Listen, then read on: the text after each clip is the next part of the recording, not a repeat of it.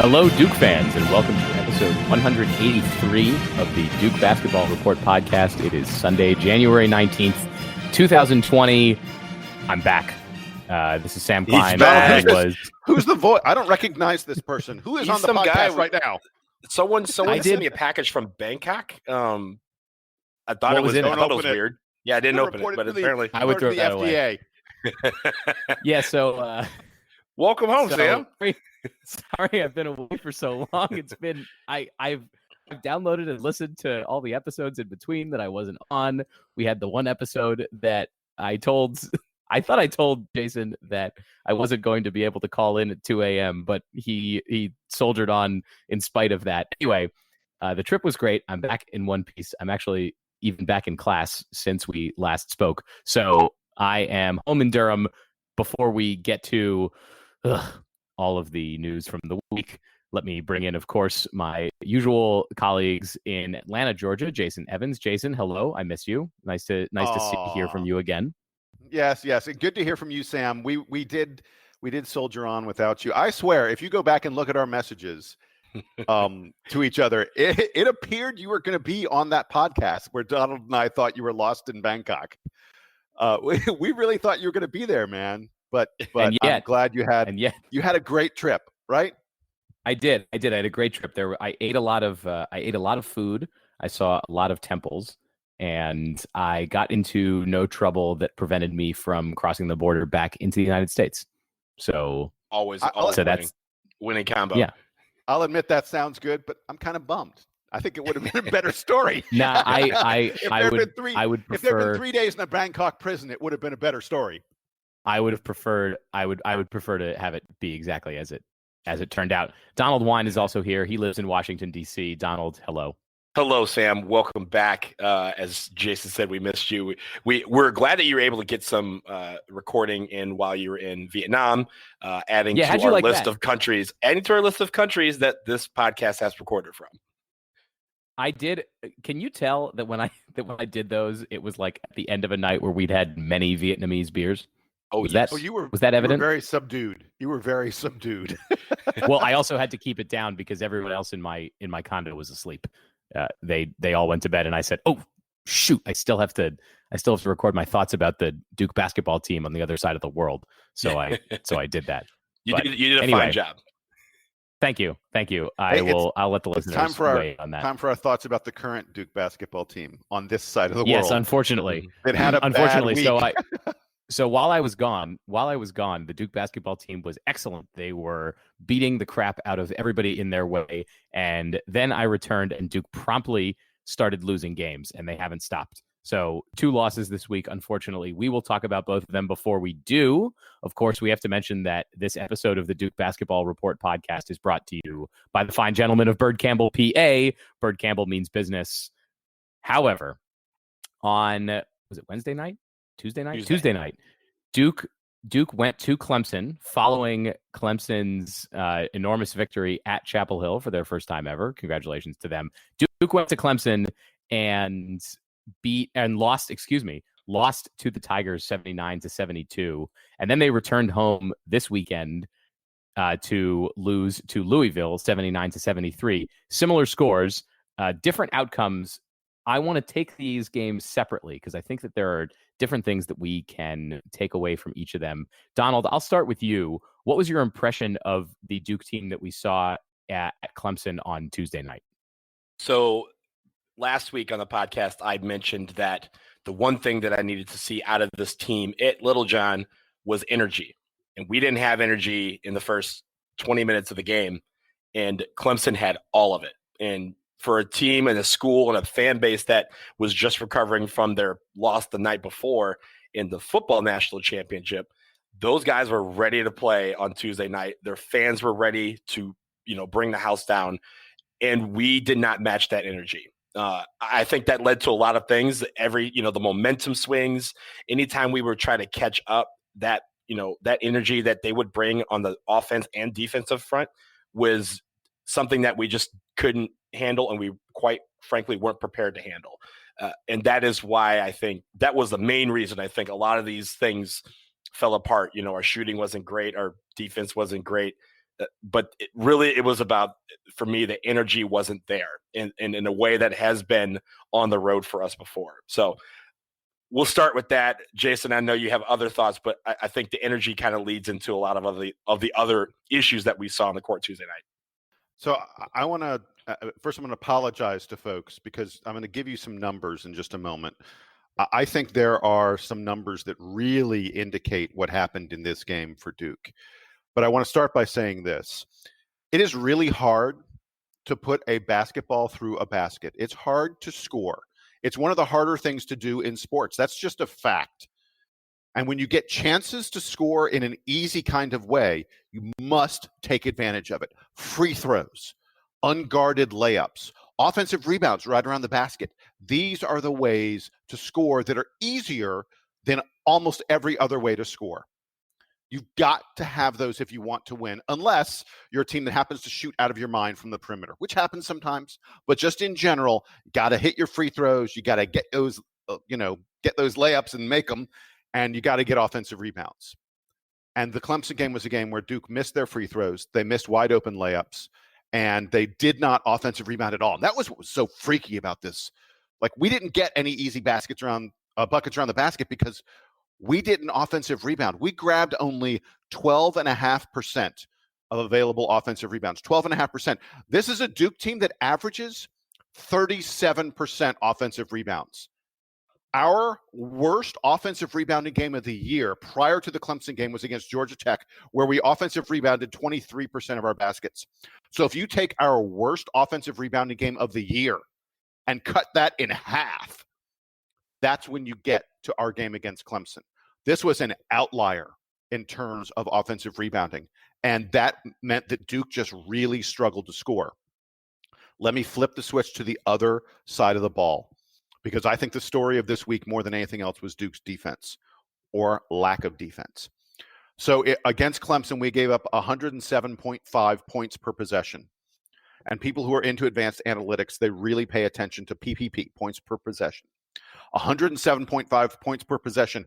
I want to give you a comparison on that. Against Stephen F. Austin, we gave up 101 points per possession. Generally, this Duke team is in the mid-80s on points per possession. This game was far and away, the Clemson game, far and away the worst game we've had all year in terms of points per possession, in terms of points we gave up to the other team. There has not been a single team all year that shot better than 61% on two-point shots against Duke. Clemson hit 65% of their two-pointers. They also were hitting three-pointers. Their effective field goal percentage against us was like 10 points higher than any team has had all season.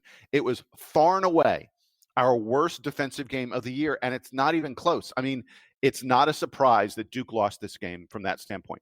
I got more to say, but Sam, go ahead. What are your thoughts on it? Yeah, no, I think that you hit on a lot of what I was going to talk about. The defense was the most concerning part of this game, particularly because as we've progressed, the rotation is sort of coming into a little bit more it's a little bit more clear who the most relied on players are. And you all, in the time that I was gone, talked a lot about the emergence of Jordan Goldwire and how effective he's been. And now that he's playing most of the game every night, he and Trey Jones are getting a ton of minutes. And it didn't seem like it helped against Clemson. That's the part that was so frustrating, is that I thought that Duke had settled on what seemed like a rotation. Obviously, in this game, Wendell Moore's still out. Joey Baker was out. He was back against Louisville. But that even in this game where it feels like Duke's best defensive players are out there a lot, it still wasn't enough to stop Clemson from getting, as you said, points in a lot of different ways. That's what I was concerned about. And then I'll come back to that when we talk about the Louisville Hold on. game. I want to be really quick. You said Duke's best defensive players. One of the things that's happening to this Duke team is that one of our best defensive players, Wendell Moore, is not playing. I think there is, right. We did not realize how much we would miss Wendell Moore. Duke has now played 4 games without Wendell Moore. We beat the pants out of Wake Forest, who's a team that's just overmatched by Duke. But the Georgia Tech game, we struggled, and we were not great on defense. And both the games this week, Both these games this week were two of our worst defensive. The Clemson game is our worst defensive game of the year. I think the Louisville game is our second, maybe third worst defensive game of the year. I think it's no coincidence that we are missing Wendell Moore a lot. But Donald, talk about those missed layups, because we talked about that earlier. Yeah, and what the hell was going on there? Oh my God! A note on Wendell Moore. It seems like he hinted from his Instagram that he may be back fairly soon. We obviously will wait and see when that is going to be. I wouldn't expect him this week, but you're right. We definitely missed him on defense and really on offense. But the frustrating thing for me, the concerning thing, you guys are right. That's the defense. But the frustrating part for me was the missed layups, because every single time we blew one, it was at a point in the game where we were about to mount a run. And that layup would have helped us get within 5, within 3, within 1. And really just, keep that momentum going in our direction. The blown layups, almost, it felt like I counted like 12 of them, where on the other end of the court, it led to points for Clemson. And those are backbreakers. When you miss something so close at the other end of the floor and then go straight back down, and you hear this, the defense that wasn't, on point this week, letting in another basket, that's a 4 to 5 point swing. And that's how momentum is crushed. And we had a lot of those against Clemson.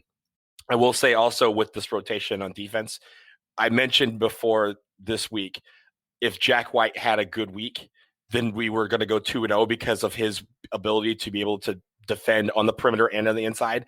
Yep. He didn't have a good week. I'm not saying that he's the reason why we went 0-2 this week, but him being out there and not being as effective meant that we were missing Wendell Moore even more than we have been over the last few games. All right, Jason, why don't you wrap up this discussion on the Clemson game, and then we'll move to the Louisville game from over the weekend.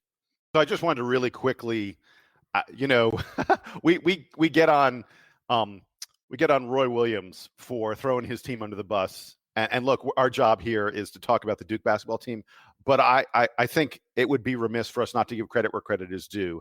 I thought Clemson had a great game. I thought Tevin Mack and Amir Sims were absolutely incredible. We talked a lot about Sims in the pregame. We know he's their best player. But for Tevin Mack, he's really a guard, but they play him like as their power forward.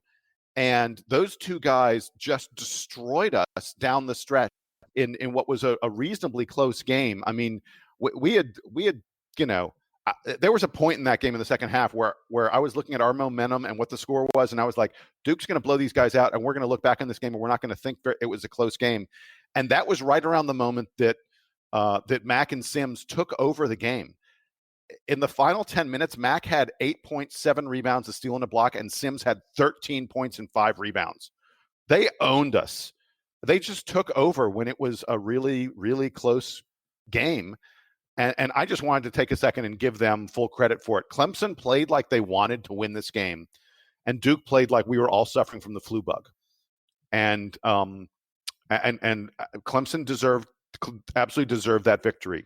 And I thought, this is going to be a great transition for you, Sam. I thought that we would learn from what happened and not allow ourselves to come out flat again. And I was wrong.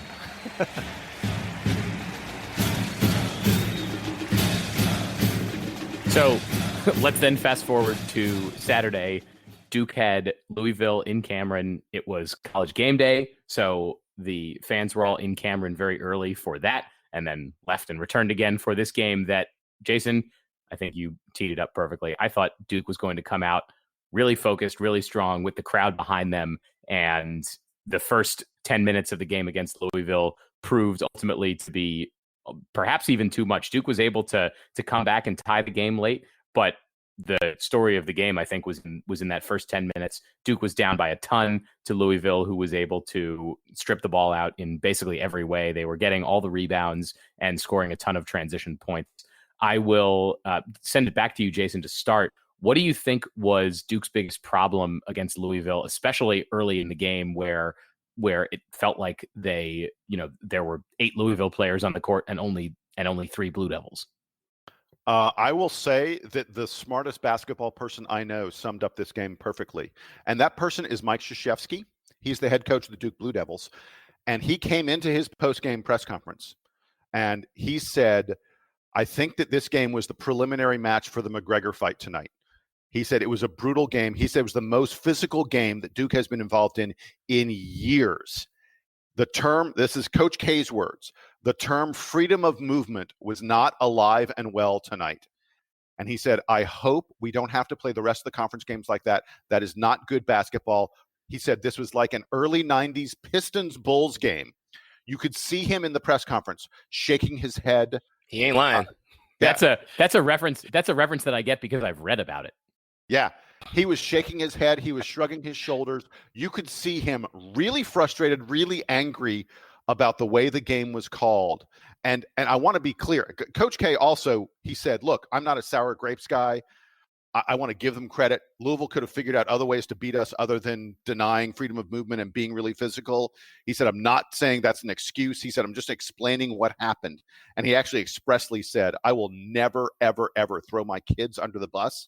And I think I heard him say, hey, Roy, how's it going? when he Basically. said that. Maybe. But he also specifically mentioned, he's like, you guys see me every time we lose. One of the first things I do is congratulate the other team because they deserve that credit, and I'll never throw my players under the bus. And it was just a cannon sent 8 miles down the road. That's what that was. But I want to be clear. He also, like I said, the thing about this game that mattered was I thought the freedom of movement stuff was visible on the court. I would watch Duke guys making cuts, and you'd see them bouncing around like ping pongs, like they couldn't go anywhere. Trey Jones would try to take his little 12-foot jumpers that are an absolute staple of his game. And you could see him being jostled on every dribble. Guys are being held. Guys are being pushed. Vernon Carey in the first half especially kept getting the ball further and further from the post. Louisville was just pushing him around. And a lot of it is because Louisville is a lot older. Coach K in this press conference, he talked about how much older they are.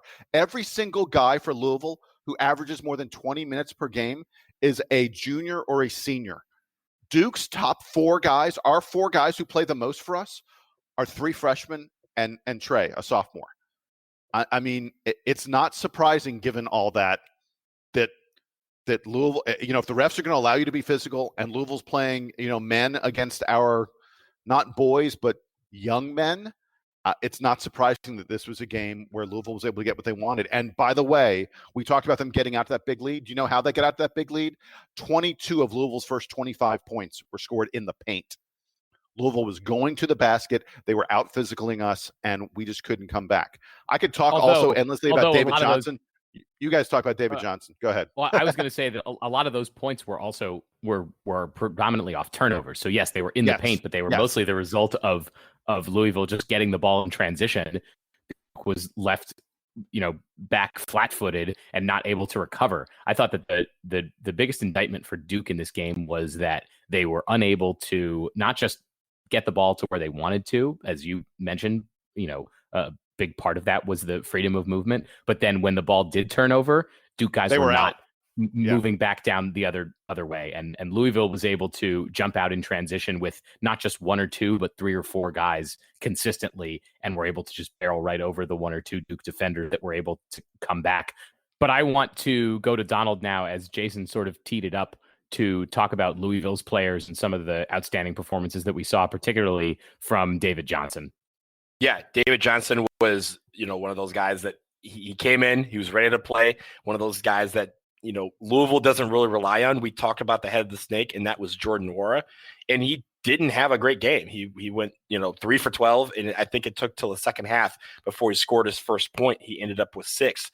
But everyone around him was really going strong. And I want to touch a bit, that physicality, the way that they were playing led to us shooting abysmally from the floor. We shot 37% as a team from 2 and 3. I mean, usually that's something where you're like, oh, if you shoot 37%, that's not bad. But field goal percentage, we're normally at or above 50% as a team. We shot 37%. Those missed shots, those missed layups, everything that they were doing physically to get us to force bad shots and not make them is really how they were able to take a lot of transition buckets. They were faster than us. They were, beating us to balls. When they get rebounds, they were going out quickly. And Louisville really came with a game plan and executed it brilliantly in Cameron. That's not something we've seen that physicality from them before. Last year during the 23-point comeback, they played this exact same game, except this time they finished the job. So I will send it to Jason then for the last word on this Louisville game, because I would like to kind of sum up what we've seen this week from Duke and maybe offer some suggestions about how we expect this team to grow and improve in the coming weeks. Yeah, so earlier I talked about points per possession against Clemson, and I pointed out it was our worst game of the year. We end up in this game against Louisville giving up 102 points per possession. It's our second worst game of the year. And one hallmark of this Duke team is that we typically force teams to shoot poorly from the outside. That's one of the things that we're among the best at in the nation, is opponents' three-point field goal percentage. And here, Louisville, we talked about how they got into the paint so much against us and how they scored all those points from the inside. Well, they also hit 50% of their threes. Easily the best that any team playing Duke has done this year. And it came only days after Clemson hit 42% of their threes. This was, all in all, a really bad week for our defense. You know, coming into this week, all season long, Duke has been like the number 2, number 3 defensive team in the country, according to Ken Pomeroy. And if you look at Pomeroy's rankings right now, today, we're currently number 9 on defense. That's still great. Look, if you tell me, hey, you got a top 10 defense, I'm not going to complain about it. But it shows you how bad this week was, that I think we were like 3 or 4 at the start of this week, that we went from like 3 or 4 to number 9. We're missing, I said it earlier, we're missing Wendell Moore. And I'm looking forward to him coming back in a big way.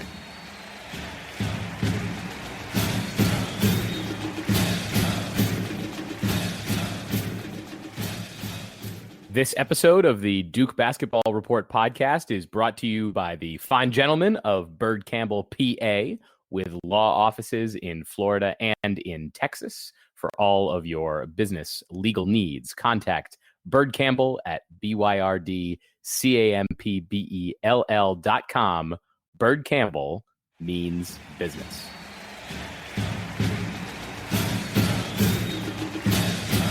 So let's then talk a bit looking forward about what exactly we want to see from Duke following these 2 losses. Obviously has gone wrong this week with this Duke team. They got Joey Baker back over the weekend, which should have helped perhaps more than it did. Wendell Moore, as Donald mentioned, by his Instagram account, hopefully is coming back soon. But Duke's got a game against Miami this week. We've already seen the Hurricanes once this year, and Duke was able to handle them actually fairly easily a couple weeks ago down in Coral Gables. So I want to talk a bit about what you want to see from the Duke team moving forward to sort of correct the wrongs from this week. Donald, I'll start that conversation with you. So, and especially this week against Miami, you mentioned we have seen them just a couple weeks ago. We absolutely bullied them on all sides of the ball in that game. It was a 30-point blowout, and it was probably not that close. They did that because they were physical on the ball. They took the best players out of the game for Miami. Lyles had a terrible game, and even the other guys were really inconsistent on the ball. And that's because of our defense. And really, it goes back to the basics that we've had of our defense is forcing them into taking bad shots, limiting the amount of possessions that they have in the form of rebounding, and getting out in the court and making it so that they're frustrated the entire game. We haven't seen that this past week, and hopefully we can get back on track because like you mentioned, we only have one game this week. We can put all our resources and our efforts into beating Miami in Cameron, getting back that momentum that we've had on defense so far, and hope that carries into the rest of the ACC season. I think at the end of the day, the defense is going to be what really sparks us. But honestly, getting inside, getting Vernon Carey active again, making sure that we're making the possessions, the shots that we take that are very high efficiency, layups, those close range shots, and knocking down free throws. Those are all going to be things I'm looking for this week when we play Miami. I think that Vernon Carey is one of the keys here because he, as well as he's played this season, I thought that this week he wasn't playing up to the level I think that we've come to expect from him, not being able to get the ball in the right places and to get easy baskets. I want to see that I want to see the best version of Vernon Carey come back. I want to see the potential national player of the year that we had seen early in the ACC season from him return and be as effective on offense as we know he can be, because we've seen that already. Jason, what are you looking for from this team going forward?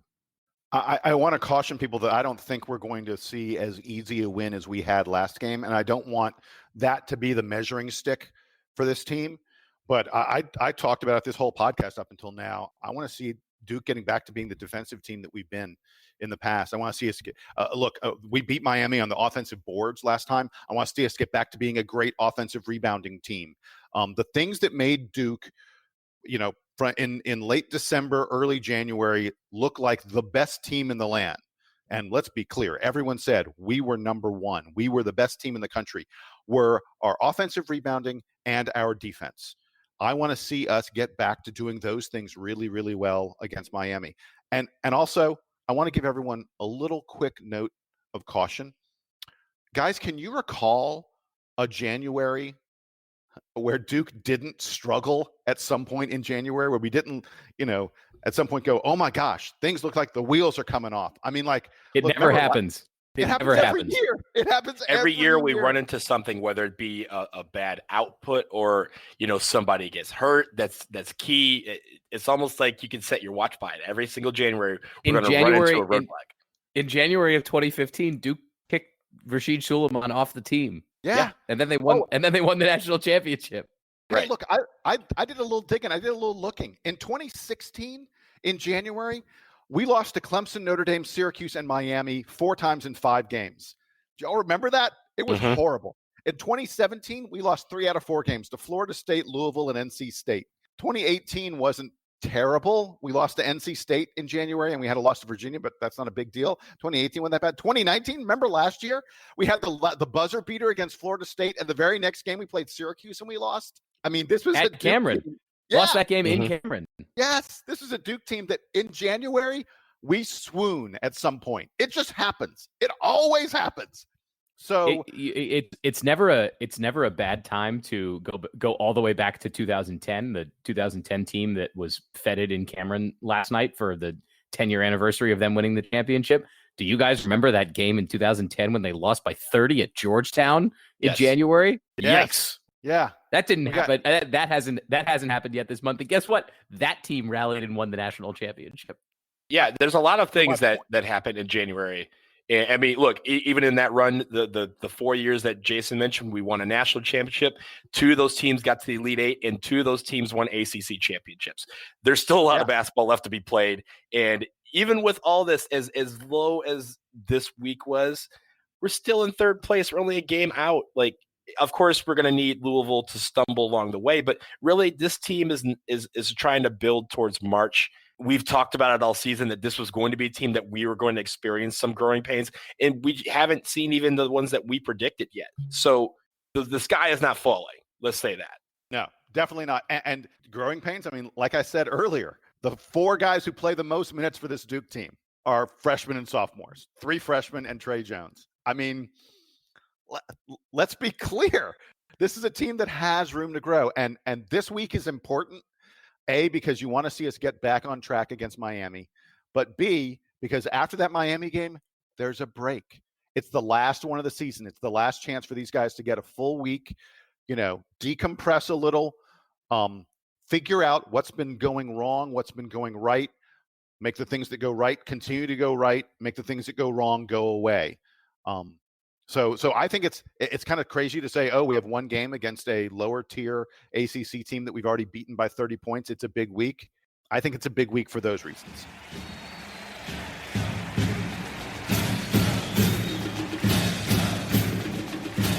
With that, then, we will move on to our standard player of the week discussion, which obviously won't be as fun this week because there aren't wins to discuss in the context of player of the week. Jason, I'll let you go first. Give me a player of the week for Duke's 2 losses against Clemson and Louisville. I thought it was absolutely Cassius Stanley. Coach K talked about fighting and how physical and difficult both the games were this week. I thought Cassius Stanley had a lot of fight in him. He hit a lot of big shots. This is a guy who ran into some troubles in December in terms of his output, in terms of injury and stuff like that, and his game fell off a little bit. Boy, he has really, really stepped up, and he was clearly our best player against Louisville. Even though he struggled shooting from the perimeter, from outside, but he's a dude who plays fearlessly, plays hard all the time. And as much as I've talked about Duke's youth, I've also talked in the past about the fact that Cassius Stanley is old for a freshman. I suspect he's one of the leaders on this team that we don't hear a lot about.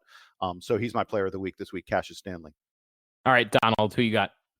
I'm also going with Cassius Stanley. The word energy is something I've used a lot this podcast, but it also describes what he brought to the floor this week in both games. And there were times where we needed a spark. He was the engine. He was the guy that got us going. Even though we fell short, and like you said, he shot a little bit. He had a difficult week from the perimeter. His dunks, his driving to the lane, and his ability to create and finish has been things that we really needed this week. We needed a lot more of Cassius Stanley's. We needed a few more Cassius Stanleys on the floor this week, but he was my player of the week. He did extremely well. Yeah, I also had Cassius Stanley written as my player of the week, and honestly, I would love to pick somebody else, but I don't know who else there is to really highlight. I want Trey Jones to turn back into the defensive monster that he was. I want the same for Jordan Goldwire. I want the senior captains in Jack White and Javin DeLaurier to bring more than just energy. I want them to bring production off the bench, and we're just not seeing that. Even Vernon Carey this week didn't have a week, as I was talking about earlier, didn't have a week that measured up to some of his best games from this season. So I think there are a lot of guys who I would like to see more production out of, but from this week, it was clearly Cassius Stanley.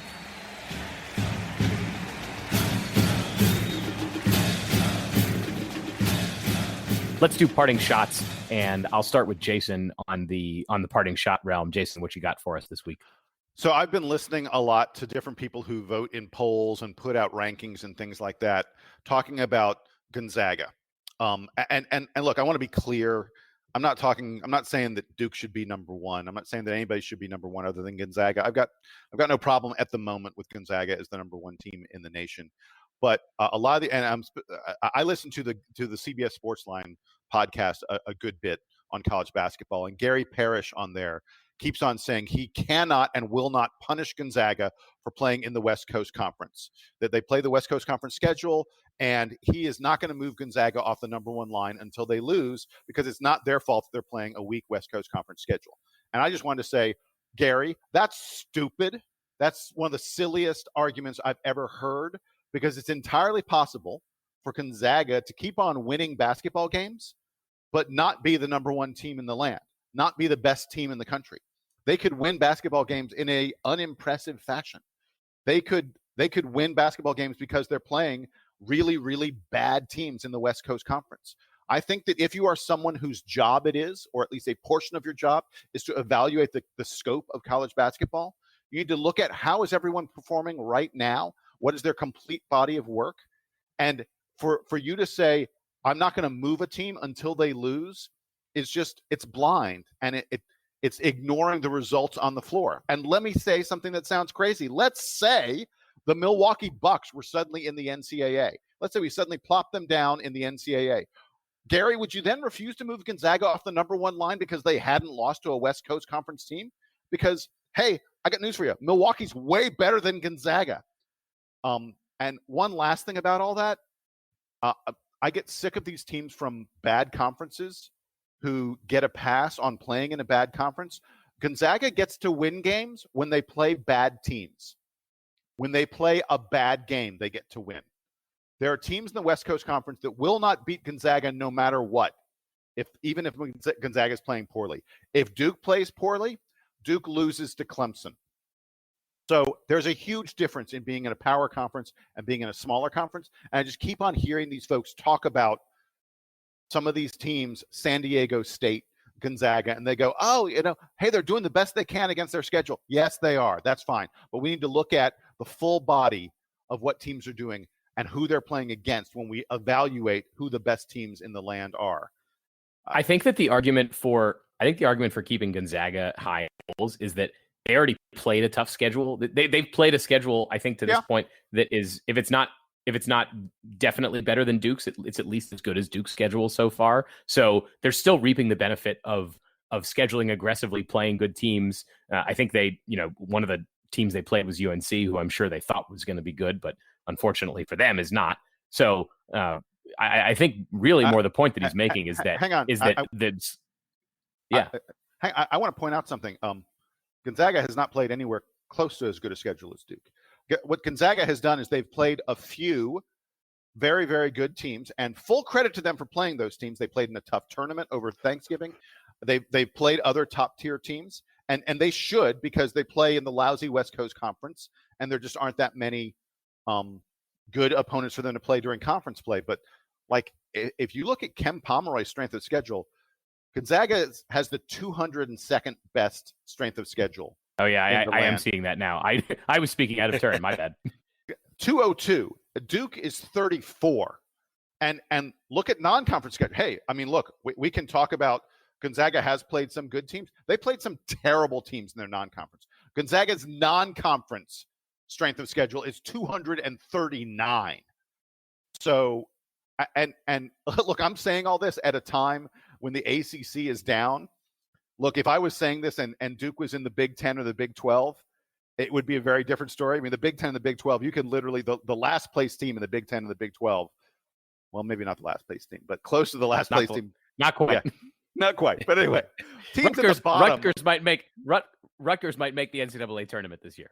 Penn State, Rutgers and Penn State. Yeah, Rutgers and Penn State both probably making the tournament this year. But the ACC is awful this year. The ACC is having its worst season in more than a decade, but it's still miles better than the West Coast Conference. And my only point in all this was, you can't simply say I'm not going to move the team because they don't lose. That doesn't make any sense. You need to look at what other teams are doing, how other teams are playing, and then decide, okay, these guys are still number one. That was my only point in all this. Sorry, we got off on a tangent. Yeah, it's funny. I find that when it comes to Gonzaga, people have to sell why they keep them at a spot, whether it's 1, 2, 3, whatever. Whereas before this week, we moved from 2 to 3 after destroying a couple of teams, because all of a sudden people said Baylor beat Kansas, so they must be the best team in the country. And they moved up to number 2 ahead of us. And so I think for other teams in the Power 5, anything can happen. Like, yeah, we'll drop them 2. We'll drop them to 4, whatever. For Gonzaga, they have to be like, but no, it's because they have a nice coach who answers questions. So we're going to keep them number 1. You can't punish them for that. It seems like they're trying to find ways to keep them at a spot and sell it, as opposed to just saying, hey, maybe, yes, they're one of the best teams in the country. They're just not the best team in the country. All right, Jason, that's enough out of you. Donald, give me your parting shot. I think yours is also basketball related. It is. Yesterday, I was at the Marquette Georgetown game here in Washington, D.C. I had about 50 friends show up for that game from Marquette, for cheering for Marquette. So I was sitting in what amounted to be the away section. It was really cool. Watching, Wojo coach. He's a very active coach, and I really enjoyed watching him, sort of up close in how he marks with his players. But guys, if you have not seen Marcus Howard play, go see Marcus Howard play, because he is one of the best players of the country. The guy had 42 points yesterday, and that was an off day for him. He didn't shoot well in those 42 points. So this is something where I really enjoyed watching that performance. But also tomorrow, I'm going to be at the Wizards-Pistons game. Unfortunately, our boy Luke Kennard is not expected to play. He's been dealing with some injuries. But those are 2 games that I watched involving former Duke Brotherhood athletes, and it's always cool to get some basketball in this town. Donald, that's awesome. Glad that you were able to enjoy some basketball from outside the ACC. I will go next and finally. So for I guess for folks who aren't Durham residents or who weren't Duke students sometime in the last, I don't know how long it's been since Shooters was open, but I was at Shooters on Friday night, which is a what do we call it? A club? Is it a club? Is it a bar? It's a place where all the Duke students go, and the music is very loud. Bar. Yeah, it's a place where you can get $3 beers.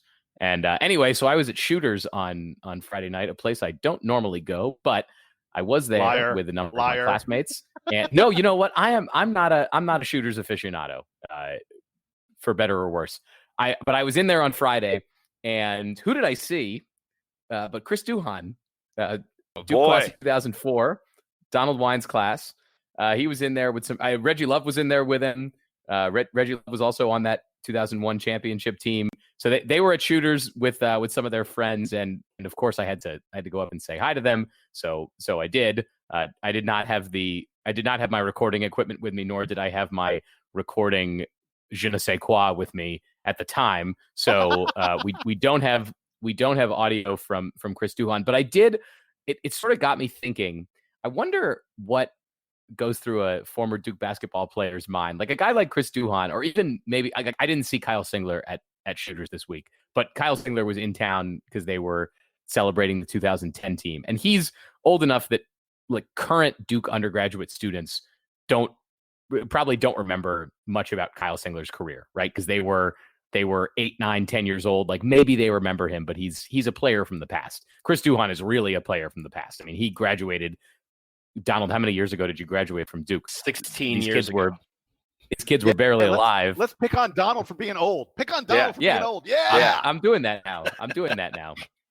Just wait till next year. We're gonna have my 10-year reunion podcast sometime next spring. But Chris Duhon's a guy that the Duke students don't remember anymore. So when Chris Duhon comes to Shooters in 2020, does he think, yeah, people are gonna come say hi to me? Does he think I'm just gonna go relive the glory days? And then when I come up and say hi to him, how does that affect him? Because I'm like, yeah, I'm a graduate student and I remember you, but that was still like in my childhood. I don't have a fully formulated thought about this. Just that it's interesting seeing old Duke basketball players, and I'm sorry for using the term so brazenly, but old Duke basketball players hanging out at a bar that is really reserved for Duke students and Durham locals. I don't know, Donald, what do you think about that? I think it's cool that you got to run into my boys, Chris and Reggie. We are not old. We are veterans. Seasoned. Is that what we're seasoned? Yeah, we're seasoned. Yeah. Lots of salt and pepper in our game. So, do you know? But I do. Go ahead, Jason. How painful this conversation is for a guy who graduated in '89. We weren't even talking about you. You brought it up. I never saw Mark Gallery at Shooters, or I haven't seen Mark Gallery yet at Shooters. But hey, Quinn Snyder, Danny Ferry. That's my year. I haven't seen Danny. Danny Ferry was here this weekend too, but he didn't come to Shooters. If Quinn Snyder wasn't the coach of the Utah Jazz, he would absolutely be at Shooters.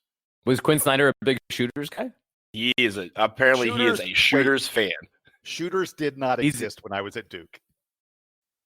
Not even Shooters. No, but I'm talking about now. I'm not talking about back then. I'm talking about now. Oh, he's a big Shooters guy now. He's anyway. If you come, when I was in school, he would come.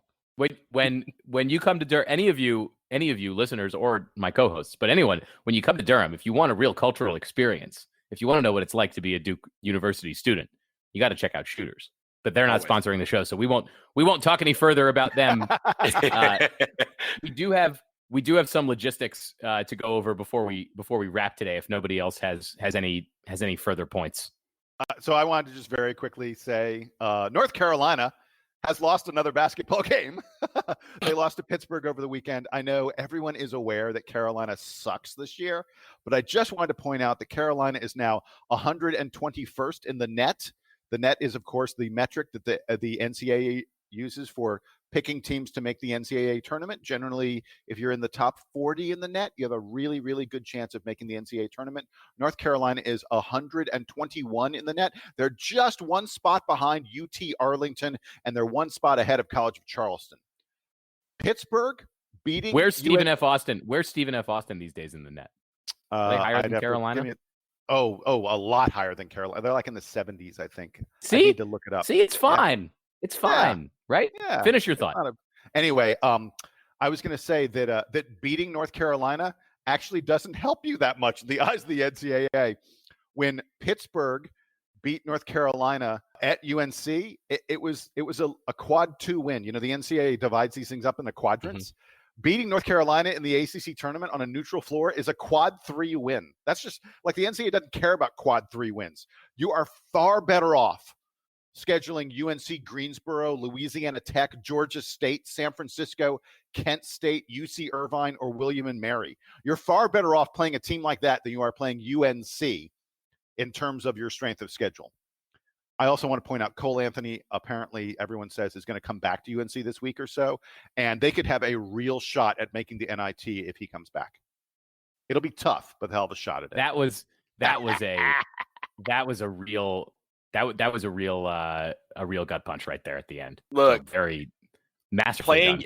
Playing UNC twice this year might actually affect our strength of schedule to the point where when they're considering number 1 seeds or number 2 seeds, we would have to say our two terrible wins or whatever. We have 2 terrible games in UNC. They actually could screw us the other way around just by existing. We're basically Gonzaga at this point, right? I mean, that's what the ACC looks like. So, all right, we're done. Sadly, yes. We're done with Carolina bashing for this week. We will see them live in a few weeks, and that should be fun. I hope fun. Let's go with fun. Yes.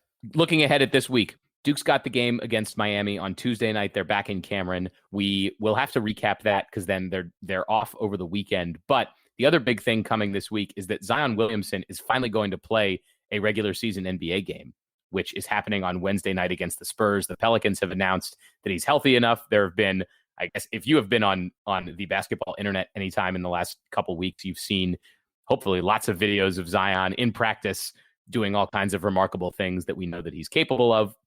But he'll be able to display those in an actual basketball game on Wednesday night. So we will get back together on Thursday to talk about the Miami game and about Zion's NBA debut, because I'm sure it will be all the buzz of basketball on that morning. So we'll come back on Thursday and record again, hopefully get that show out ahead of the weekend and be able to look a little bit more about the end of this first portion of the ACC season. Duke gets the bye and then comes back next week. Again, hopefully we see Wendell Moore back in the lineup. Hopefully the ship just rights for Duke and they coast to an ACC regular season championship, even though there's still a bit of work to do. So like I said, it's great to be back. I'm Sam Klein, returned from Asia all in one piece.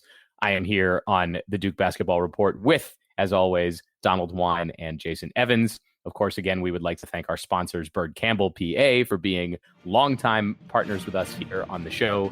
This has been episode 183 of the Duke Basketball Report podcast. Duke Band, take us home.